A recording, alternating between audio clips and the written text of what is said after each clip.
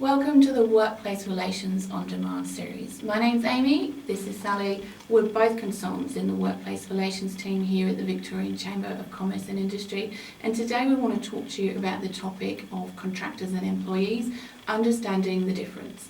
It's a topic which constantly is an issue for a number of our members, and it is really important that they do invest some time in working out what is the relationship there.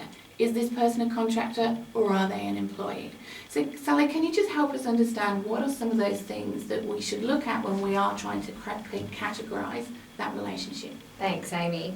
So there are a lot of myths around contractors in particular, including things like if the worker provides you with an ABN, it means that they're a contractor. If they are invoicing you for their work, it means that automatically that worker is a contractor. Or thirdly, that if you have a written agreement with that individual that says they're a contractor, they are a contractor.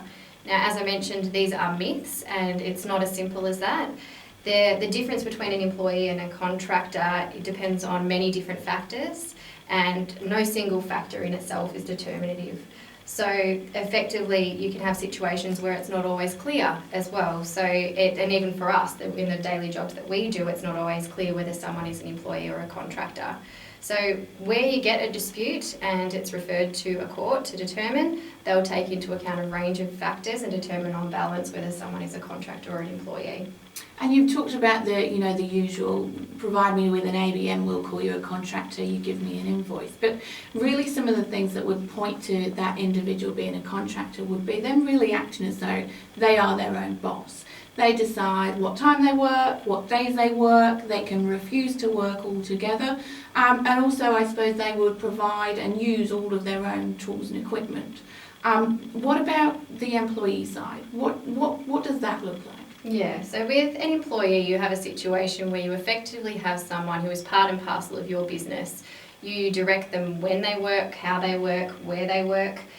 You usually pay them a wage, and you can also provide them, an employer will also typically provide them with their tools and equipment. As you mentioned, and a contractor will provide their own.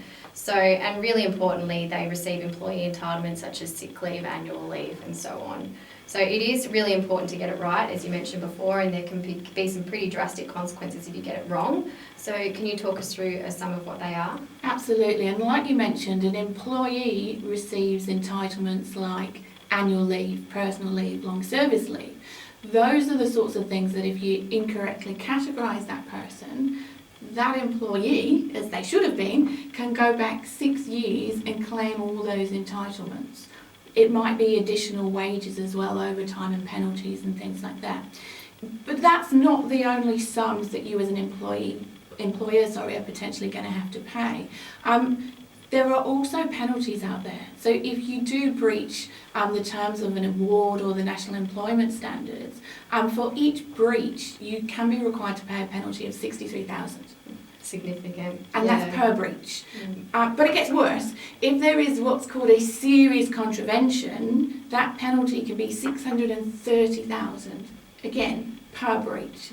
That's a lot of money. So it's not just about putting that person in the position they would have been had they been the employee in terms of mopping up any entitlements to leave. It's also if you ought to have known this stuff, and as we can see in a lot of the decisions, people that work in workplace relations, human resources and sometimes accountancy, there's an expectation that you know and understand and apply this sort of correctly. So when you do get it wrong, you really are in a difficult situation and you could be hit with those penalties. Yes, you're right, Amy. So if any of our members out there are looking for some assistance with classifying their relationship with someone who they believe may be a contractor or an employee, please feel free to get in touch with our team.